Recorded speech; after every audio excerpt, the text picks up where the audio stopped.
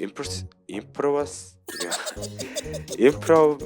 бол төгсөөлөөгүй төгсөөлөөр төгсөж байгаа шүү дээ. Ганц хүн гал болдоггүй ингээд ганц зэрэг хийвэл болдоггүй. Ганц хүн айл болдоггүй гэдэг. Яг тэрнтэй адилхан ингээд Ladies and gentlemen, we are the Swing Kids.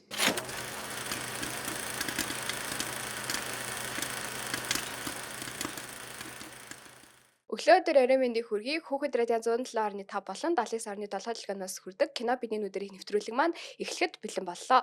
Хөтлөгч инх нэмэн Хөтлөгч мөнхөж нарван. шинэ дэлгэн студиэс мэдчилж байна. За өнөөдөр миний хамгийн хайртай кино болох Swing Kids-ийн талаар ярих болно. За ингээд би одоо чамаас асуулт асуун тэнгууд чи тийм үгүй гэж харилцаа заяа. За өнөөдрийн бит хоёрын ярих байгаа кино хайр дурлалын тухай кино юу? Биш үгүй. За үгүй. За өнөөдөр бит хоёрын ярих байгаа кино Дайны тухай кино юу? Тийм. Нөхөрлийн тухай кино юу? Тийм. Баяр баясгалангийн тухай кино юу? Хөсөл зэргийн тухай кино юу? Тэгээд улс орны тухай кино юу? Тийм. Тийм ээ, энэ бол маш олон агуулгыг, төрөл жанрыг өөртөө нэгтгэсэн Swing Kids-ийг өнөөдөр бид ярих болно. Swing Kids 2018. Яагаад Swing Kids-ийг ярмаар байгаа вэ гэхлээр би Swing Kids-ийг Parasite-ийн сүйдэрт зарагдсан нуугцсан эрдэнэ гэж боддог байхгүй юу? Тийм болохоор би ингээ Swing Kids-ийг маш их ярмаар байгаамаа. За үзээд ерөөхдөө ямар сэтгэлтэй болсон бэ? Би өмнө юурээс үзэж байгаагүй. Тийм кино идэгш мэдж байгаагүй. Тэгээд нэвтрүүлэгтээ зориулаад үзсэн анх удаа. Тэгээд ер нь бол нэлээд таалагдсан. Тэгээд өмнө бодоодсэн чиг Солонгос мюзикл ерөөс үзэж байгаагүй юм билээ. Тэгээд их сонирхолтой санагдсан байна. Тэгээд тийм айгүй нөгөө feel good кино гэх юм уу? Айгүй тийм сайхан мэдрэмж төрүүлэхээр. За найруулагчийн тухай дурдвал найруулагч нь Кан Хёнчол гэд маш Солонгосын бол маш алдартай найруулагч үлээ. Одоо бидний Монгол алдартай гэвэл Сани тэгээд Scandal Makers гэд 38 та өвөө гэд орчуулсан байсан шүү дээ. Тэгээд тэрийг бол хийсэн байлээ. Тэгээд бас ерөнхийдөө бол яг 40 дахь Blue Dragon Award гэдэг байгаа шүү дээ. Ерөнхийдөө бол Солонгосын Оскар гэж шууд хэлчихэж болох бах. Тэрэн дээр ингээд тэр л айгүй инэт таасан байхгүй. Угаасаа Parasite Academy Awards дээр бүр ингээд бүх тэр байтугай ингээд тийм кан дээр хүртэл түүзэн. Тэгээд ингээ хүмүүс ингээ гарч ирээд шагнал авах болгондоо Parasite-ыг авна л гэж бодсон. Parasite-ыг лавна гэж бодсон гэж ерөөдөө аваадсан байхгүй. Parasite болохоор тэр жил Blue Dragon Awards-ийн юуг авсан Best Film, Best Director, Best Supporting болон Lead Actress авсан байсан байхгүй юу. Тэгээд хоёрхан nomination Swing Kids авсан. Best Lighting, гэрэлтүүлэг болон Cinematography and болохоор Best Film Editing гэсэн байхгүй юу. Тэгэхээр ингээд би энийг жоохон судлаад үзсэн чинь за editor нь болохоор Nam Na-young гэдэг хүн ингээд эдитэлсэн байлээ. Тэгээд тэр хүн болохоор Squid Game, Ice of the Devil гэх мэтчил амар том ерөөдөө бол кинонд яасан бэлээ. Тэгэхээр ингээд Swing Kids-ийг үзээд Солонгосын film industry-г жоохон ухсан гэх юм уу. Тэгэд энэ хүн бол угаасаа Солонгосын film industry-да бол маш том эвлүүлэгч юм бэлээ. Тэгээ бас cinematography биш дээ. Зурглаач тэр нь болохоор Kim Jo-young гэд тэр нь болохоор бас Squid Game, Decision to Leave энэ тэр тэгээ бас Connect гэдэг байгаа штэ. Takashi Miike гээд Японы нэрлэгч байдаг да. Тийм тэр мэрэндээ хамтарч ажилласан маш том хүмүүс байсан мэлээ. Ерөөдөө бол Кан Хёнчол нэрлэгч бол угаасаа том нэрлэгч байсан мэлээ Солонгост. Тэр угаасаа тийм нэрлэгчээс том гарах нь юм шиг. Би өмнө Саниг киног нь үзчихсэн. Монголоор нэг нархан бүлэг гэлөө тэгээ орчуулсан байдаг. Тэг Санигтэй амар гоё тийм. Гэхдээ яг tragic зөндөө хэтэлтэй. Тийм. Гэтэ тэр битгүй Монголын өсвөр насны аягүй их үзсэн гэж боддог. Өсвөр үгүй яг одоо өсвөр насныхан байхаа болцсон. Яг тэр үеийн өсвөр насныхан. За манай үеийн их үзчихсэн. Тийм. Би чинь бүр яадаг гэсэн штэ эн чинь би энэ тийм ингээд ангийнхан дагдаг гэсэн юм. Тийм. Тийм. Сааны чинь нэлийн дээр нэг юм шиг санагдаад. 12 оны кино штэ. Кино штэ гэж 12 оны хаа. За тэгээд сонирхолтой баримтуудаас дуртахад бодит өгөөс сэтүүлсэн кино юм билэ. Геожи арал дээр дуудлагыг нь буруу дуудаж илэршөөгөр битээр ингээд таачаас солонгосоор унш чаддаг байхгүй тий. За ямар ч байсан битээр хоёлаа солонгос хэл мэдэхгүй болохоор зүгээр шууд өөртөөхөөр дуудаад гусаа өвчээ гэж бодож байна. За Геожи арал дээр солонгосын дайны үеэр цэргийн хоригдлууд байсан бөгөөд бодит өгөөдөл явдлаас сэтүүлсэн яг тэр үедээ болж байсан. Яг мэдээч киноны уран сайхны нэвтрүүлэг зөндөө байгаа л да. Гэхдээ ерөнхийдөө яг тиймэрхүү үйл явдлаас яасан юм бэл. Одоо ингээд солонгос цэргүүд чинь хоригдоод тэгээд яг Америк цэргүүд нь олонгуудаа ингээд гаднаас олон улсад ингээд тэрийг арай айтаахан харагдуул гээд тэгээ урлагдсан соёлоор ч юм уу ямар нэгэн байдлаар ингээд арай нийгэмшүүлэх гэсэн даалгавар өгöd. Тэгээ тэр нь нөгөө одоо Swing Kids бүжиг байсан юм билээ л дээ. Тухайн үед 40 50-аад агуу 30 40-од оны яг Америкт одоо модонд орж исэн бүжиг гэх юм уу да. Тийм нөгөө энэ ч тавдын сагаа штэ тэгээ товчлоор бүжиг. Товшуур бүжиг тийм. Тэгээд хоёул плотоо ярих юмсан юм шүү дээ. Плотыг нь ер нь нэг яриад амиргүй. Плот нь айгүй гоё штэ. Ингээд турах хүсэлтэй манжуур залуу эхнэрээ алдартай болоод эхнэрээ хайж олох тийм залуу тэгээд мөнгө олох тийм игч охин тэгээд бас зүгээр л бүжиглэх дуртай хойд солонгосын баатрын дүү ингээд дөрөв нэгдээд тэгээд бас энэ дээр хар арьстай Америк залуу нэгдэж байгаа шүү дээ. Одоо бүжгийн зааж багш. Тэгээд ингээд энэ таав нэглээд ингээд яаж өөртөө бүжгээр өөртөө пашнаар ингээд олон зүйлийг ингээд харуулж байгаагаар нь болж байгаа. Би яг Swing Kids-ийг 5 удаа үзчихсэн байхгүй юу? Тийм тэгээд үзэг болгондоо шал өөр юм ойлгодог. Тэгээд Swing Kids-ийн хамгийн авааштай тал нь гэх юм уу энэ гэрэл цацралсан тал нь болохоор гол дүрийн жүжигчин Кинсо байгаа штэ. Кинсо. Тэгээд одоо дуу Кинсо гэдэг би тэр яхахыг харчаад ямар царайлаг юм бийж бодчихсон байхгүй юу? Тэгээд дараа нь харсан чи Экс хамтлан гişүн байдیں۔ Харин би тэрийг нас бигт Экс хамтлан гэж мэдэхгүй л. Тийм үү? Тэгээ би бүр гайхаад тэгээд нөгөө бас нөгөө солонгостоо ингээд айдол жүжиглэж чаддгүй гэсэн тийм ийм стереотип байдаг. Тэгээд тэрийг болохоор эвддэг ингээд хамгийн том жүжигч нь болохоор дуу баггүй юу? Тэгээд тэрийг үзчихээд хамгийн эхлээд X-од ингээд анхаарлаа төвлөрүүлж байгаа. X-ог нэ гол дүрийн залууд. Тэгээд хоёр дахь нь болохоор би хүүхэд дээрээсэн байхгүй нөгөө хүүхэд байдаг та надад бүжиглэхээ заагаад өгөөч энэ төр гэж мэгээд тэр хүүхэд болохоор ингээд яаж өөрчлөгдөж байгаа нь хинээс үлэр дурайл авч байгаа нь ингээд яг хүүхэд ингээд толшиг юм байна надад мэдрүүлсэн. Тэгээд 3 дөрөвтгөр нь болохоор бүжиг надад айгүй таалагдаад ямар гоё бүжигтэй юм бэ гэж бодоод 5 дахь нь болохоор би хамгийн гол одоо үдэл санаанаас болж нэг үндэстэй хоорондоо байлдаж байна. Үдэл санаанаас болж 60 70 зуун хүн хүч байна. Үдэл санаанаас болж тэр нэг үндэст нь маш ядуу амьдарч хахад нөгөө үндэст нь өөр болсон ингээд гарах хөл болоод явж ийн ингээд энийг ингээд амар харуулж байгаа байхгүй. Тэгээд энэ дээр дахиад үндэслээд дайн гэж ямар ийм болохгүй бүтггүй зүйлийн дайнаас авах зүйл юуж байхгүй дайнд угаасаа ялагч тал гэж байхгүй хоёлаа ялагдагч гэдэг ингээд ойлгож байгаа байхгүй. Тэгээ би яг ингээд үзээд ингээд явж байхдаа яг кино нэрлэж байгаа хувьд яг ийм хүн кино хийвэл ямар гоё ингэж үзэхгүй. Үнэхээр хүн сэдвтэй. Гэхдээ хийс арга барил нь үнэхээр бүр үнэхээр лаг. Тэгээ үзэхэд нэг хүнд юм бол байхгүй шүү. Огт байхгүй. Гэтэ би үзэх болгондоо ингээд үлдээсэн. За. Тэгээд киноны маань бас нэг яалтчгүй ярих хэвээр амин сүнс гэх юм бол swing jazz гэдэг жанр байгаа. Тэгээд swing jazz нь болонгуудаа 1930-аас 40-од оны үед одоо Америкийн яг нөгөө Gatsby стайл юм их юм да. Яг юм хамгийн хямсгар үед гэдэг таахгүй. 30-аас 40-од оны үед Америкийн нэгдсэн улс их алдартай байсан. За тэгээд энэ Big Band гэдэг нь хөгжимтэй нэг толботой өгөөд бүжиглэхэд тохиромжтой хэмнэлтээр ирч хүчтэй. Тэгээд syncopation ихтэй байдаг. Тэгээд swing jazz-ийн онцлог нь болонгуудаа swing feel буюу одоо химнэлээ мэдрэх гэх юм уу. Тэр нь хамгийн чухал. Заавал хинч хүн болгон бүжгийн хвсэлтэй биш те. Тэгээд химнэлээ мэдрэх нь бас хамгийн чухал гэж ярьд юм бэл те. Кинон дэр ч гэсэн яг энэ төстэй диалог гардаг шүү дээ. Тэгээд Big Band за хандлагын бүрэлдэхүүн яах вэ? За импровац бол яг ингээд энэ хөгжмийн жанрт бол хамгийн чухал. Тэгээд гоцол хөгжимчд өөрсдийн мэдрэмжээр ингээд ямар ч нот мод харахгүйгээр чөлөөтэй ая тоглодог. Ер нь бол jazz хөгжим тийм л байгаа л да. Гэхдээ яг бодит түүхээс хэдүүлж байгаа гэдгийг ойлгож байгаа л да. Гэхдээ өөр жанрч байж болох байсан шүү дээ. Тэнгүүд ягаад заавал swing jazz гэхээр заавал ингээд юмд баригт хаалбгүй, юмд хөшүүлэх хаалбгүй, тогтцныг шуумаадаага хаалбгүй гэдгийг бас харуулж байгаа юм байна гэж үзсэн. Миний хараагүй үнцэг байсан байна. Тэгээ би ер нь ягаад Parasite-ийн зүудэр дагцсан гэдээ байгаа гэхээр хоёулаа 18 болоо 19 онд нэгдсэн.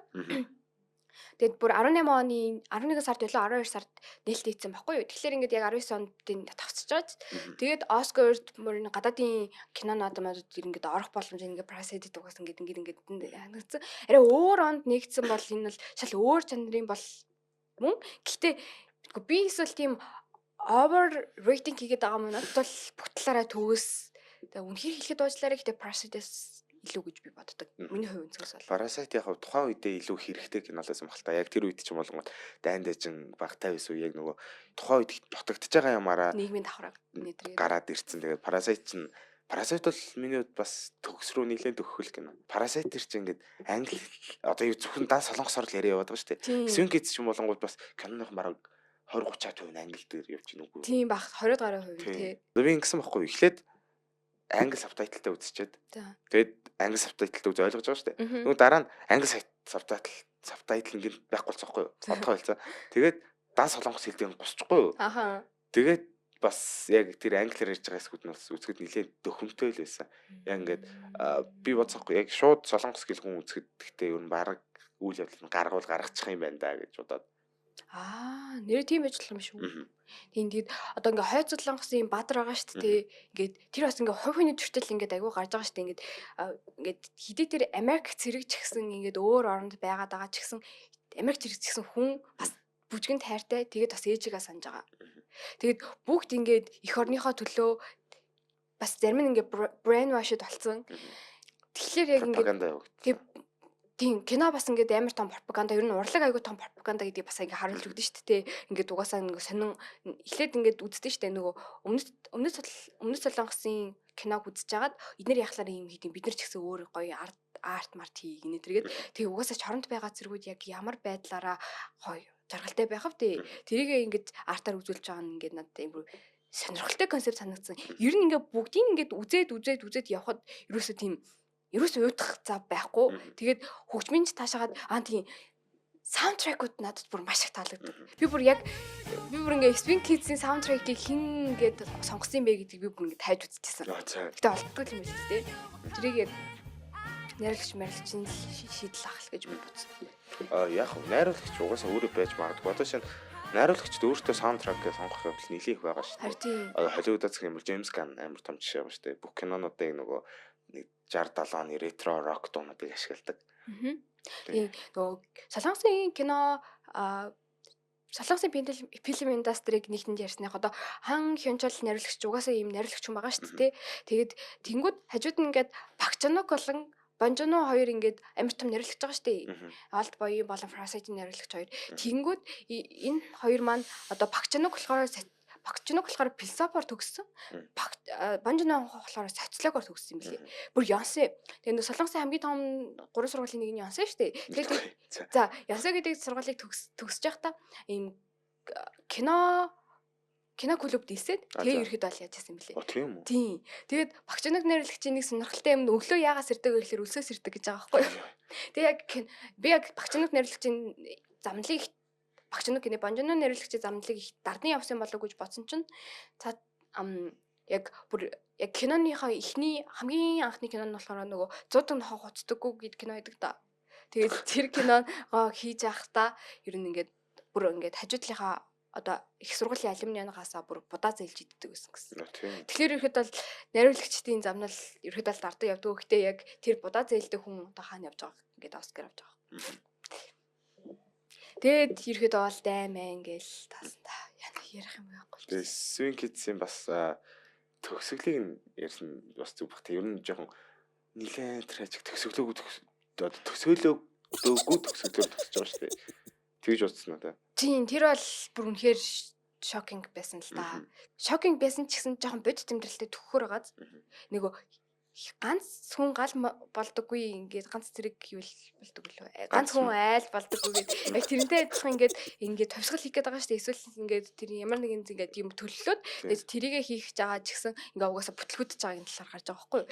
Гэхдээ миний Swing Kids нэг таалдгүй гэсэн юм ингээд яваач гэдэг чинь нөгөө дөрүл ингээд зогсоод жоглог галтай. Тэр жоглог галтай. Тэгээ бус нь бол ингээд айгуу гоё болж байгаа. Swing Kids-ийн зураг авалтыг бас магтах хэрэгтэй. Ер нь яг ингээд хийцлэл талаасаа бол за яг мэдээж Parasite за түрүүнд дурд за Old Boy юу угсаа хийцлэн тодорхой. Гэхдээ за Parasite одоо өөр солонгос алдартай кино ч юу гэдэг. Ice Out Devil тэгээ Handmaid нэтер юу ч үгүй тий. Тэгвэл бүгдийг нь хараад үзэнгүүд яг ингээд яг Swing Kids-ийг бодвол тийм айхтар сүртэй хийцэл хийх шаардлагагүй кинонууд байгаа л та. Гэхдээ Swing Kids-ийг хийцэл бол бүр үнэхээр зарим Холливуудын кино. Одоо ингэ Холливуудын кино ч ингээд яг нэг хайрцагт орсон байгаад дээ шүү дээ. Америк кинонууд ихэнх нь яг за тэгээд одоо яг ингэ чинь одоо яг ингэ чинь ингээд амархан одоо киногоо үзчихэж болдог.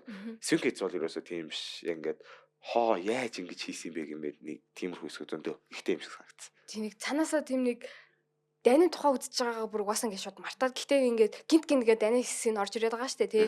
Ингээд ихнэрээ хайж байгаа ч юм уу. Тэгээд тэр дайнд ингээд бүх хүн ингээд зовж байгаа. Гэхдээ зовлонгийн бүр үнэхээр хөнгө оруулж байгаа байхгүй юу? Тийм тэгэхээр яг тийм шийдэл ингээд бүр найруулагч нь ингээд яаж тийм шийдэл гаргасан гэд найруулагчийн шийдлийг ингээд магтаад ингээд ханашгүй байгаа байхгүй. Тэгээд дээрэс нь зураглаач нөхөн шийдэл бас амар гоё. Тэгээ би бас яг Swing Kids-ийг нэг их хүн үзээгүй болов гэж бодож бас аваа их хүн үзсэн юм билээ. Би судалгаагаа их гэдэг YouTube-ээр жоох ухчихдаг байхгүй. Тэгсэн чинь хит Америк ахнаар Swing Kids дээр ревю хийсэн. Солонгос ревю би болоогүй. Магадгүй. Гэтэ Swing Kids угаасаа ярил ингээд ярих их хэмтэй ухах хэмтэй кино болохоор. Тэгээд угаасаа яг нөгөө альч үндэсний ингээд дайн гэдэг чинь ингээд маш муухай зүйл ч гэсэн яг ингээд үндэстэй хоорондыг яг ингээд болоод өнгөрснийхэн дараа холбож байгаа нэг юм байгаа шүү дээ бас. Одоо юу тэрнтэй дайжсэн тэгээ ингээд хоорондоо ингээд холбоотой байгаа шүү дээ. Тэнгүүд яг тэр талаас бас би яг нөгөө Америк хой Солонгос, өмнө Солонгос тэгээд Хятад энэ төр гэж зөндөө бас орнууд тарсан болов гэж бодож байна л да. Яг зөвхөн яг Солонгосын талаас харуулж байгаа. Гэхдээ ингээд олон үндэсний талаас нь үзэж болохоор. Тийм. Энд дэр би бас ингэ бодож байсан байхгүй ингээд хоёр Солонгос авч нэг үндэстэй ингээ хоёр болсон байгаа шүү дээ. Үзэл санаа буюу идеалж байгаас болоод тэгээд дараа нь би ерөөхдөө болж байгаа тийм өмнөөс нь ингээд хэцүү байдаг гэсэн байхгүй юу? Ингээд тийм бүр хэцүү бол биш. Гэтэ ингээд тийм гимшиг мэдрэмж ч юм уу авдаг гэсэн чинь бид нар бас монголчууд чинь бас ингээ хоёр хуваагдсан гэдэг ерөөсө тэр бүр ойлгохгүй билээ шүү дээ. Бид нар бүр тэр хуваагдсан хэсгээ бүр ингээд үзэн яддаг. Тэгээ би бүр тэрийг харчаад байгаа шоконд орж исэн. Энийг би яг Swing Kids үзэж байхдаа яг ойлгож байсан. Тэгээ бид нар бас өөр Монгол гэдэг хүмүүс байгаа шүү дээ. Өөр монголчууд чинь нөгөө population-ийн хувьд биднээс их юм байл шүү дээ. 10 сая хүн бид юм байл шүү. Тийм. Тийм л байна да. Тэгээ Swing Kids-ийг ер нь хамгийн анх юм үзчихсэн. Яг 18 оны үед л үзчихсэн үү? Тийм, би өөр нь аюу эрт үзчихсэн. 20 он ч юм уу 19 онд л үзчихсэн. Тийм, ялчч тэгж үзчихсэн. Яг үзчихсэн хамгийн гоё дурсамж тэр юм хөө юм байна. Exo-гийн гişүн л гоё байсан дөө. Тийм, гол дүрийнхэн жүжигчин аюу тийм лаг байгаа штэ. Тэгээд ягаад товшуур бүжиглж чадж байгаа юм бэ гэсэн чинь 2 сарын хугацаантай 7 нот 2-3 удаа товшуурын бүжиг авч исэн гэсэн. Хичээл үү? Хичээл. Тийм. За тэгвэл ингээ өндөрлөөд тийм. За өндөрлөхөөс өмнө ер нь гэхдээ яг ингээд Swing Kids-ийг одоо бол ингээд бодоод үзэнгүүт бидний хүүхдүүд бол нэг тийм сонирхож үзэх хэрэг юм шиг санагдахгүй байгаа байхгүй юу? Тэнгүүд бас яагаад үзэх хэрэгтэй гэдэг нэг шалтгаан хэлж байна. За хөвгөлтэй бөгөөд маш гүн гүнзгий тэгээд өнгөлөг бөгөөд маш тийм heart breaking тийм кино байгаа. Тэгэхээр энэ киног үзэхэд бол 100% enjoyed нь. Гэхдээ дараа нь бол маш их зүйл бодогдуулна. Тэг би бүр тэнд байгаа хамаатан саднуудаа болох өөр монголчуудаа бацсан байгаа шүү дээ. За би бол зүгээр маяглалгүй үзлээ гэж байна. Тэгээ үнэхээр бол үзэхэд бол огт хамсахгүй шүү. Энэ бол яалтчгүй Parasite-ийн сүүдэрт дарагдсан нуугдсан эрдэнэ. Parasite гэхэд байгаа чинь. Parasite сайн кино болохоор ингээд сүүдэртээ ийм сайн кино дарцсан байгаа байхгүй юу? Тэгтэл Тэгээ нөгөө би ерөөсөө нөгөө Toy Story 4-ийг үзэн Klaus-аас олж үзэн яддаг шиг юм болоогүй байна. Тэгтэл Toy Story 4 гоё. Klaus илүү гоё. За. Дараагийн дугаараар уулзлаа түр баяр та.